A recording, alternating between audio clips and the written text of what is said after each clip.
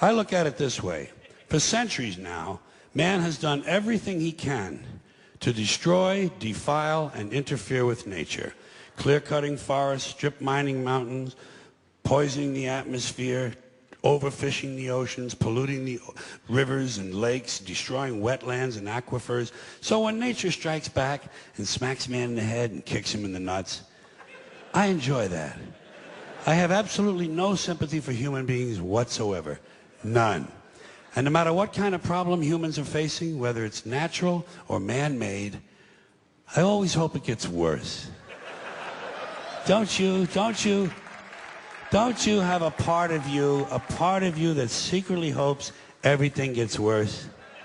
When you see a big fire on TV, don't you hope it spreads?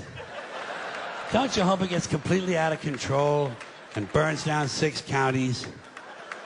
You don't root for the firemen, do you? I mean, I don't want them to get hurt or nothing, but I don't want them putting out my fire. That's my fire. That's nature showing off and having fun. I like fires. You know something else I like? Those spring floods in the Midwest. Aren't they great? Like clockwork. Spring floods in the Midwest. But I'm starting to notice, I'm starting to catch on, that every year it's the same story. Another flood in the same place with the same people on the same river. Same fucking people! And these people do not move. They will not fucking move. They repaint, put down new carpeting and wallpaper, and they move right back into the same fucking house on the floodplain next to the river, and then they wonder why grandma's floating downstream with the parakeet on her head. 4th time. Again. 4th fucking time.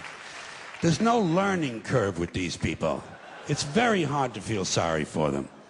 Every year, same people, same rowboats, out there paddling around, rescuing a chicken. What the fuck kind of a life is that? Well, our kids love it here. Oh, really? What do they got, gills? And while they're showing all that shit on the screen, the announcer is saying to me, "It's been raining steadily for 3 months now. The ground can't hold any more water. The river is cresting higher than it has in 2 centuries. The levees have washed away, and I just hope it keeps raining and raining and raining and raining and raining and raining and raining and raining and raining and raining and raining and raining and raining, and it rains steadily for 5 years. And then after that, for 10 years, it's cloudy, with occasional showers, and the river never returns to its natural banks. It becomes a completely new river, and the borders of 3 states have to be changed, and all the maps and atlases have to be redrawn and reprinted, and no one's couch ever completely dries out. For years and years, every time they sit down, there's always a little squish. Dan, Linda, come on in, you guys, have a seat. Squish, squish. I like that. I'm an interesting guy. I always hope that no matter how small the original problem is, it's going to grow into bigger and bigger proportions that get completely out of control, and I'll give you a concrete example. Let's say a water main breaks in downtown Los Angeles and it floods an electrical substation, knocking out all the traffic lights and tying up the entire city, and emergency vehicles can't get through. And at the same time, one of those month-long global warming heat waves comes along, but there's no air conditioning, there's no water for sanitation, so cholera, smallpox, and dysentery break out, and thousands of people start dying in the streets. But before they die, parasites eat their brains, and they go completely fucking crazy, and they storm the hospital, but the hospital can't handle all the casualties, so these people rape all the nurses and set the hospital on fire. And the flames drive them even crazier, so they start stabbing social workers and garbage men. And a big wind comes along and the entire city goes up in flames, and the people who are still healthy, they get mad at the sick people and they start crucifying them, nailing them to crosses, trying on their underwear, shit like that. Then everybody smokes crack and PCP, and they march on City Hall where they burn the mayor at the stake, strangle his wife, and take turns sodomizing the statue of Larry Flint. And at this point, it looks like pretty soon things are going to start to get out of control. So everybody panics and tries to leave the city at the same time. And they trample each other to death in the streets by the thousands, and wild dogs eat their corpses. And the wild dogs chase the rest of the people down the highway, and one by one the dogs pick off the old fucks and the slow people because they're in the fast lane where they don't belong. Get the fuck out of the fast lane if you're an old fuck, if you're a slow fuck. Get over on the right. Get over on the right.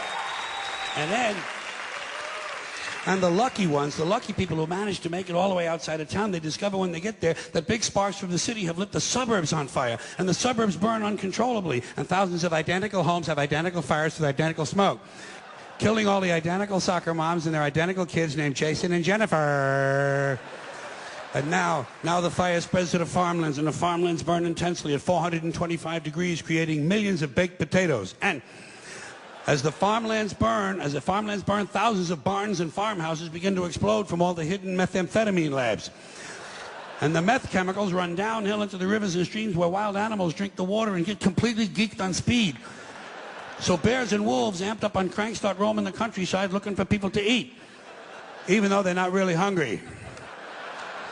And the fire spreads to the forest, and the forests burn furiously, and hundreds of elves and trolls and fairies come running out of the woods screaming, Bambi is dead, Bambi is dead. And he is, finally that fucking little cunt, Bambi is dead. Dead. And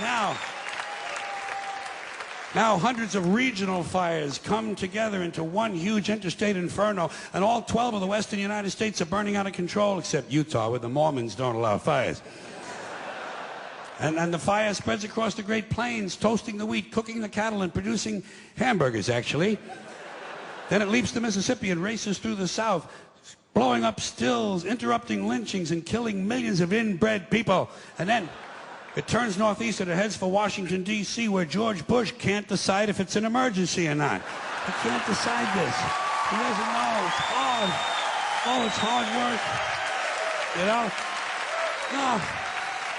Yeah, he can't decide because Dick Cheney is in prison. So instead, he takes a nap. He puts his empty, fucking brainless head down on the little pillow his mother gave him at Christmas time, and he takes a fucking nap. So the fire moves to Philadelphia, but it's a weekend, and Philadelphia's closed on the weekends. So the fire moves to New York City, and the people in New York tell the fire to go fuck itself. Go fuck yourself. Yeah, and it does. Yeah. And it does. So instead, it burns down Long Island and Connecticut, killing all the rich white assholes and completely destroying their evil faggoty golf courses. And while all this is going on, Canada burns to the ground, but nobody notices. And now the entire North American continent is on fire, producing a huge thermal updraft and creating an incendiary cyclonic macro system that forms a hemispheric megastorm, breaking down the molecular structure of the atmosphere and actually changing the laws of nature. Fire and water combine. Burning clouds of flaming rain fall upward. Gamma rays and solar winds ignite the ionosphere, creating huge clouds of ionized plasma. Bolts of lightning 20 million miles long begin shooting out of the North Pole, and the sky fills up with green shit. And then suddenly, the entire fabric of space-time splits in two. A huge crack in the universe opens, and all the dead people from the past begin falling through. Babe Ruth, Groucho Marx, Davy Crockett, Tiny Tim, Porky Pig, Hitler, Janis Joplin, Alan Ludden, my Uncle Dave, your Uncle Dave. Everybody's Uncle Dave. An endless stream of dead Uncle Daves falling through the crack. And all the dead Uncle Daves gather around a heavenly kitchen table. They light up cigarettes and they begin to talk. They talk about how they never got a break, how their parents didn't love them and their children were ungrateful. They talk about how the government screwed them out of money and they just missed out on a big job. They say the Jews own everything and the blacks get special treatment. And all the hatred and bitterness drips out of these people and forms a big pool of liquid hate. And the pool of liquid hate begins to spin. Round and round it spins, faster and faster. And the faster it spins, the bigger it gets. Faster and faster, bigger and bigger, until the whirling pool of hate is bigger than the entire universe. And then suddenly it explodes into trillions of tiny stars. And every star has a trillion planets. And every planet has a trillion Uncle Daves. And all the Uncle Daves have good jobs, perfect eyesight, and shoes that fit. They have great sex lives and free health care. They understand the internet. Their kids think they're cool, and they all love their neighbors. And every week, without fail, Uncle Dave wins the lottery. Forever and ever, till the end of time, every single Uncle Dave has a winning ticket. And Uncle Dave is finally happy. Now do you see why I like it when nature gets even with humans? Thanks for coming in here tonight.